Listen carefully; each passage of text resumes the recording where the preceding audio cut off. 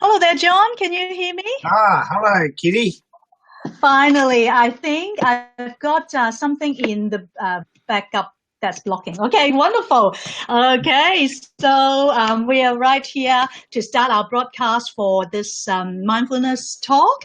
So everyone, we are here. So let me just send this to my Facebook group so that they can see us live straight away. Okay, wonderful.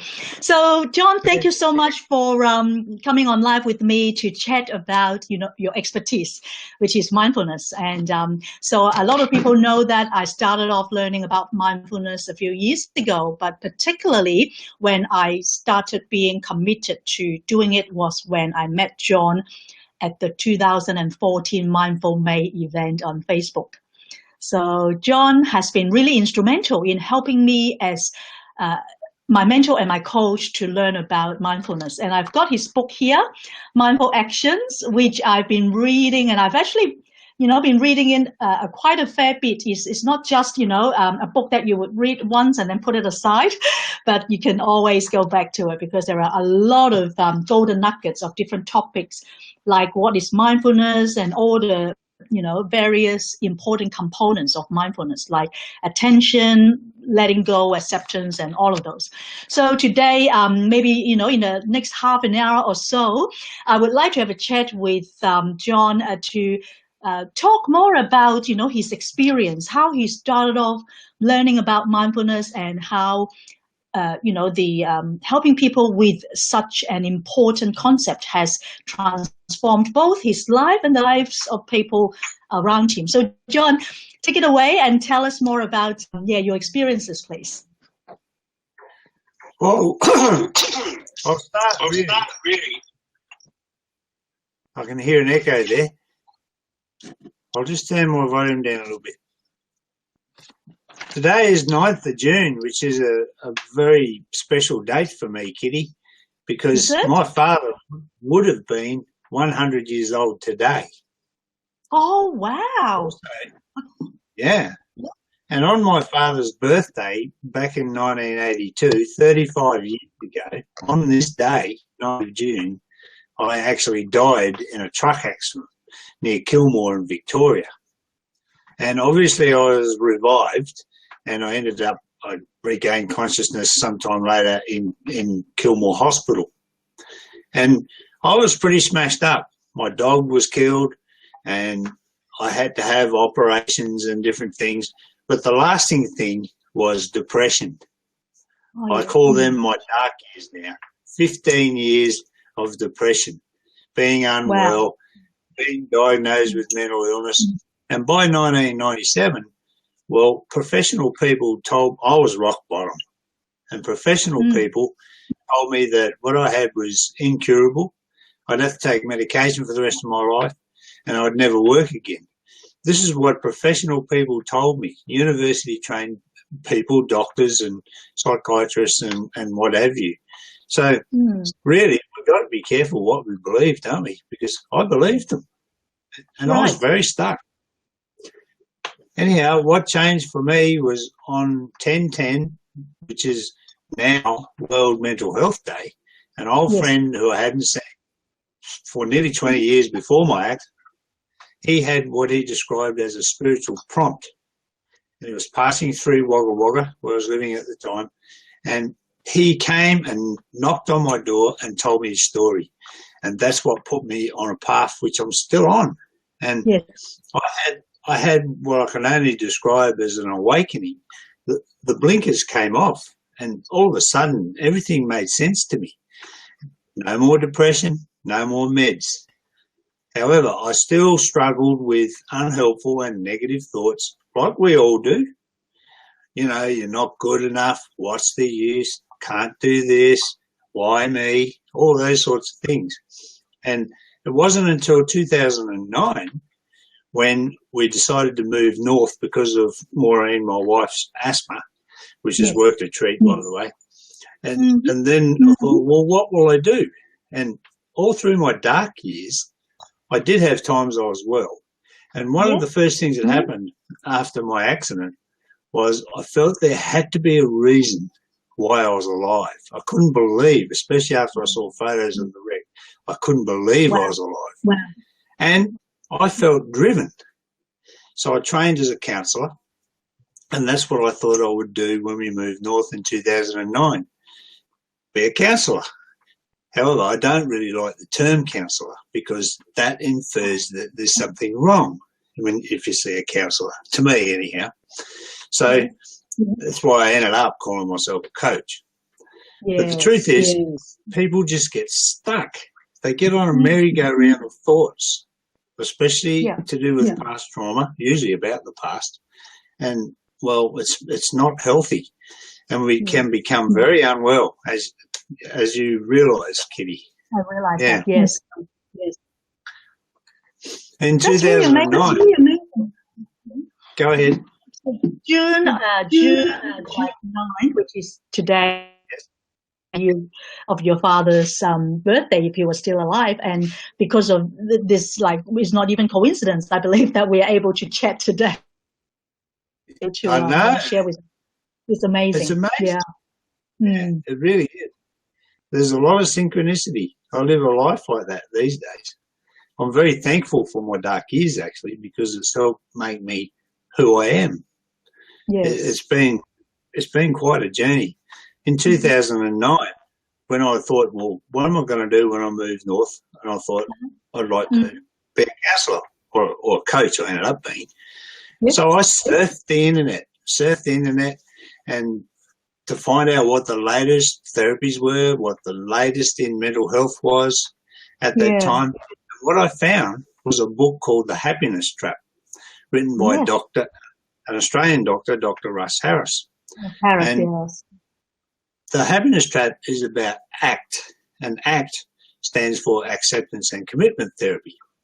Well, I went along and got Dr. Russ Harris to train me as an ACT therapist, but it was mindfulness that I fell in love with. Wow. And I started my own personal mindful practice then, and I haven't looked back ever since. And it didn't take too long. It still is a bit of a process, though, and it requires practice and a bit of work too, and a bit of effort. But it didn't take that long, and I achieved peace of mind and clarity of mind. And those unhelpful and negative thoughts that used to come along, well, when you accept them, make room for them, they actually lose their power and eventually go away. It's only when we dwell on them, act on them, fight with them, and try to avoid them with drugs or alcohol, they can turn into real monsters. So, so that's sort of how it come about for me, how it all got started. And then, like you said, in 2014, wow, when I created the Facebook event Mindfulness Day, because I thought Australia has a day for everything else. Why not mindfulness? Mindfulness Day, I love that. And I chose the first Sunday in May. The second Sunday is Mother's Day. I chose the first Sunday in May because May is the month before winter, which is peak time, believe it or not, for depression and suicide. So May made a lot of sense to me. Anyhow, Mindfulness Day launched what became known as Mindful May. Up to that time, I'd spent 5 years, over 7,000 hours on surfing the net, learning all the different aspects of mindfulness. So I went to the universe for 30 words, and Mindful May happened, and it was amazing. So many people, so many emails and messages and everything else. It was just a wonderful event, as you know. You were there. Yeah, I was. And, yes. and then I announced that I was going to turn the event into a book. So my book, it's a fairly simple book. It's just a brief introduction from me and 30 chapters, and all about the different aspects. And I called it Mindful Actions, and designed the cover with the ripple effect, because the ripple effect, I was convinced I could cause my ripple, and everybody I touch or who reads my book can cause their ripple. And that way we can change the world, can't we? One person at a time. Definitely. I love that, because I feel like I've, and now I've been able to use what I've learned to bless other people as well. And it's such a great journey and privilege to be able to, bring it forward. Oh, you've come a long way, Kitty. It's just fantastic. I just love seeing what you've created, what you've achieved. It truly is. It's just wonderful. Good on you. Yeah. Thank you. Thank you. Can you tell us a little bit about, because out of a lot of the that you've taught, one that I've personally particularly find that is Mindful Stop, and also from Dr. Harris, is that right? Like to slow down, to take note, to open up, to understand that each of these components is important to practice in order to good mindfulness living. Absolutely. Here's the acronym of, I just got it here actually. Stop, yes. Slow down. And this is an acronym. It's great actually. It's very good. Slow down, which is slow down your breathing. And I'll read it out. Slowly press your feet into the floor, or slowly stretch your arms. Slowly press your fingertips together. Just whatever. Or slow down. T is for take note. And this is really the core of mindfulness, is that taking notice of our thoughts, feelings and emotions and what's happening around us. Just simply taking note. So that's beautiful. With a sense of curiosity, I'll just read his words now. Notice your thoughts and feelings. Notice what you can see and hear and touch and taste and smell. So we notice using all our senses, and notice where you are and what you are doing. But it goes a little bit further than that. I've taken it a little bit further, because we can become what I like to call the silent observer of our thoughts and feelings and what's happening. And there's other names for the silent observer, such as intuition, gut feeling, soul, spirit. There's lots of different names for the silent observer. That's the part of us which has been with us since we were born and will be with us until we die. The silent observer. The silent observer is actually awareness in the purest sense of the word, awareness, not only through all our senses, but also, And the O is open up. So we open up and make room for our thoughts and feelings. It's like I was saying before, and allow them to freely flow through us. Use any diffusion or expansion skill you like. And diffusion simply means, because when we're stuck, fused with thoughts of the past or past traumas affecting us or whatever, that's called being fused with it. And the action of being mindful defuses you. So you can open up and see what's really happening. And P, values. And values are very important, because being mindful and pausing and connecting with the present moment is very important, but we still actually need somewhere for our thoughts to go. Yes. So that's why I always encourage, and that's what ACT is about, to do some work on your values. And values are different to goals, because goals we set goals and tick the boxes. But values, we never tick the boxes, because values are who we are, what we stand for, and how we be remembered when we're gone. So there's a couple of different ways you can do that. I'll just share one with your group, and that is, imagine yourself at your own funeral. There you are, laying in the coffin, whatever. Then imagine your loved ones, and there they are. And then imagine what you would like your loved ones to be saying about you. And that can help you. You can also do it with your birthday party, your 40th, 60th or 80th, and you imagine what your friends or family or whatever, they get up and speak about you. Imagine what you'd like them to be saying. And that can help work out what your values are. I remember when I first did this exercise, I imagined my children there. And I imagined what they were saying is, Dad always had time for us. So that became a value. And then I would take action by taking them down the river or the beach or whatever. Yeah. It's quite amazing, the stop. So we can use stop when we notice something or negative thoughts, or if we notice our mind a million miles away, we can say to ourselves, stop, and become very present. Yeah. Yeah, an hour ago when I was just posting in my Facebook profile, reminding people about this interview, so I just say the topic as stop, be mindful.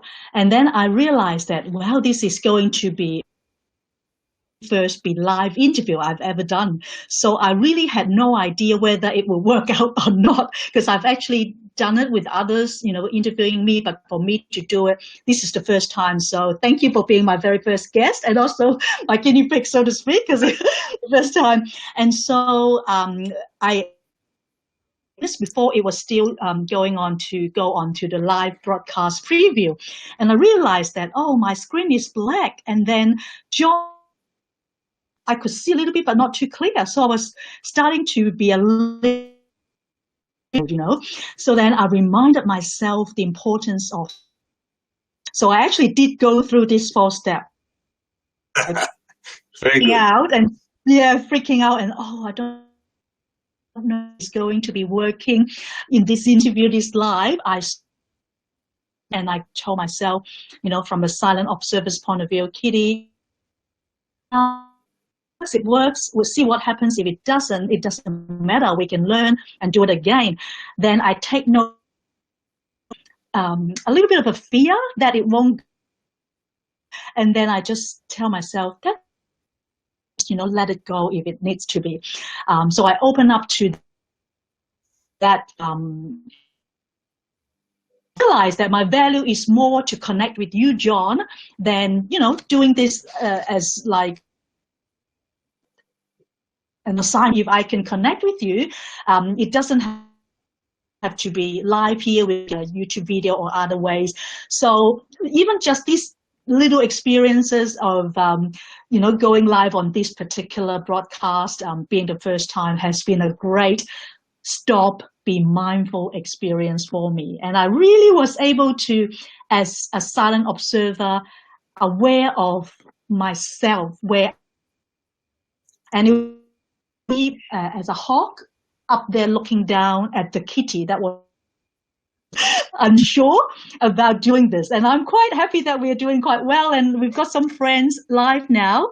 I can see Valentine, who's from Hawaii. Hi, Valentine, and he's here, watching us as we go, sharing. And then I know that Shearer is saying that she's at work, but she will be tuning in afterwards.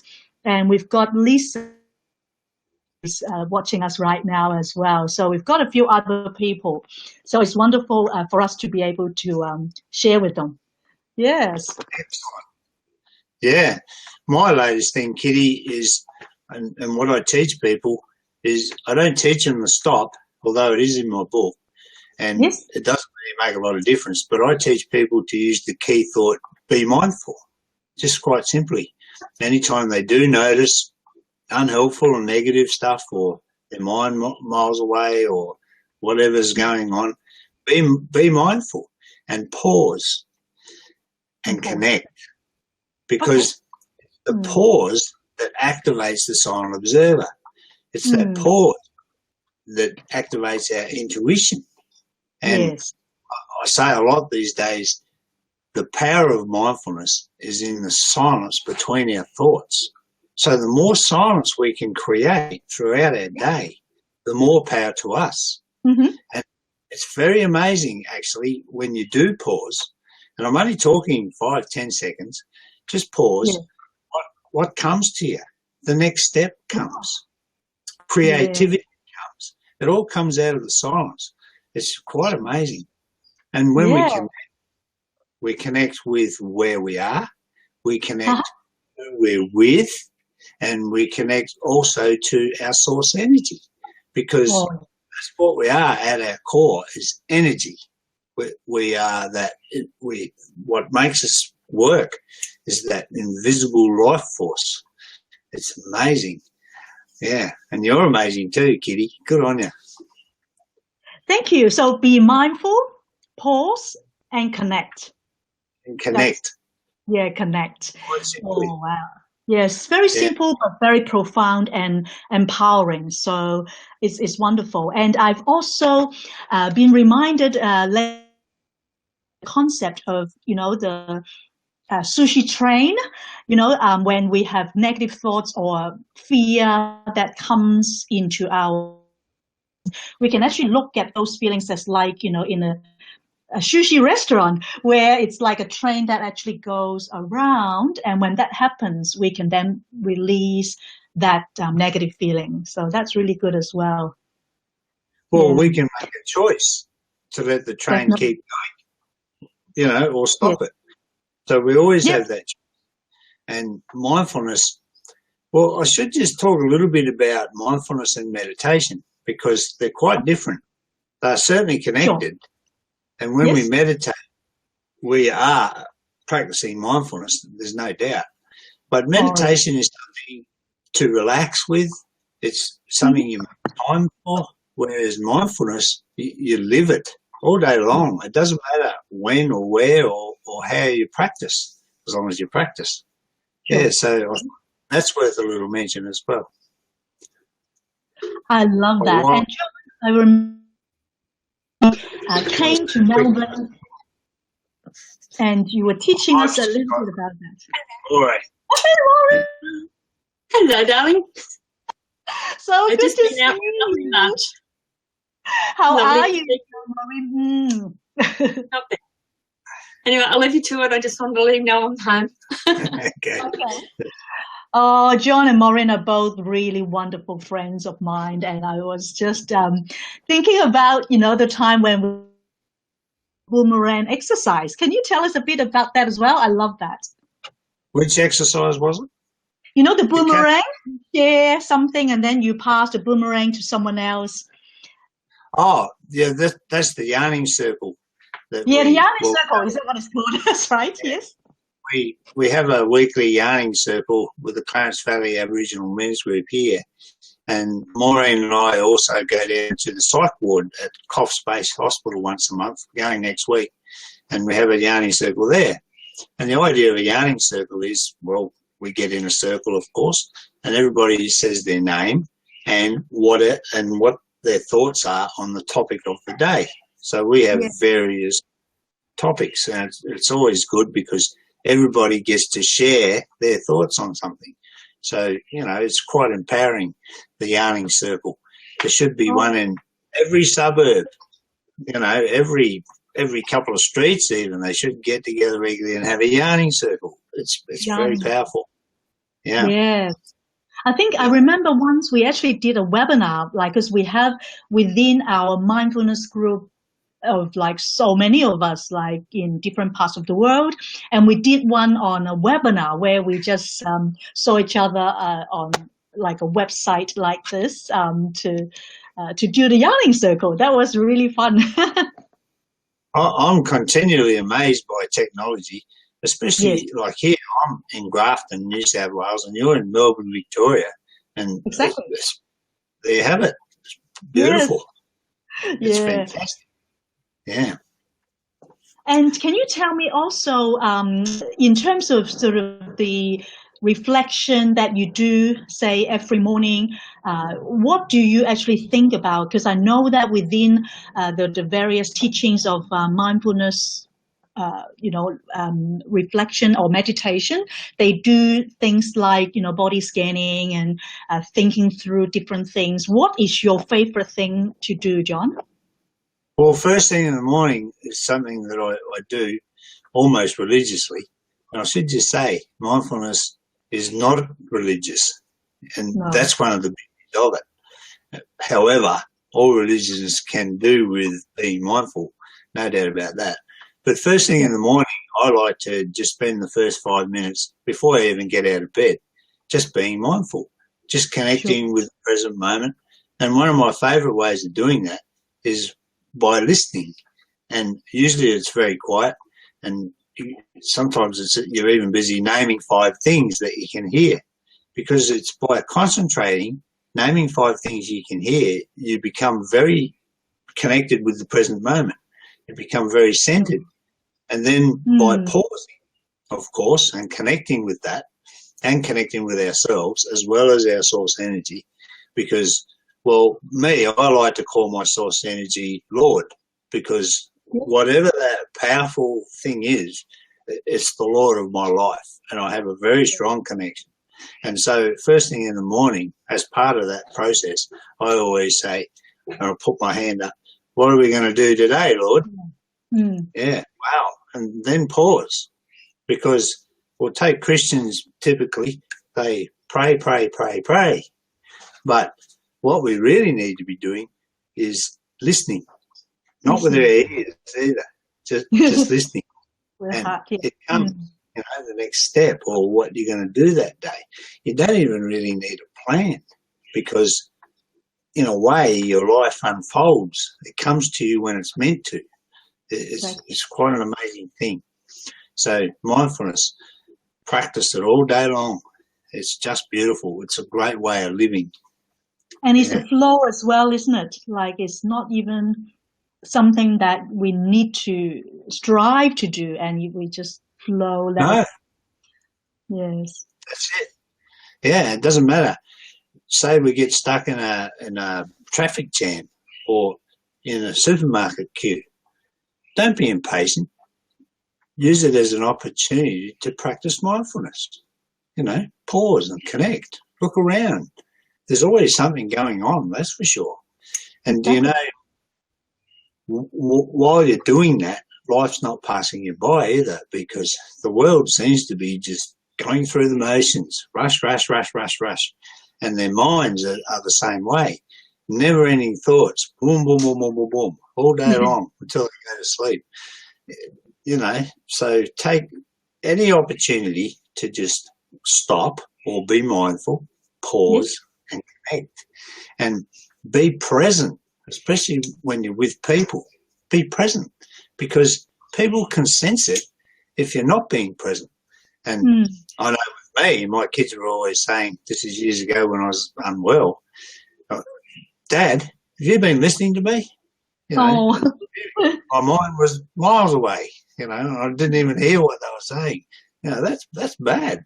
But mindfulness helps you to be present.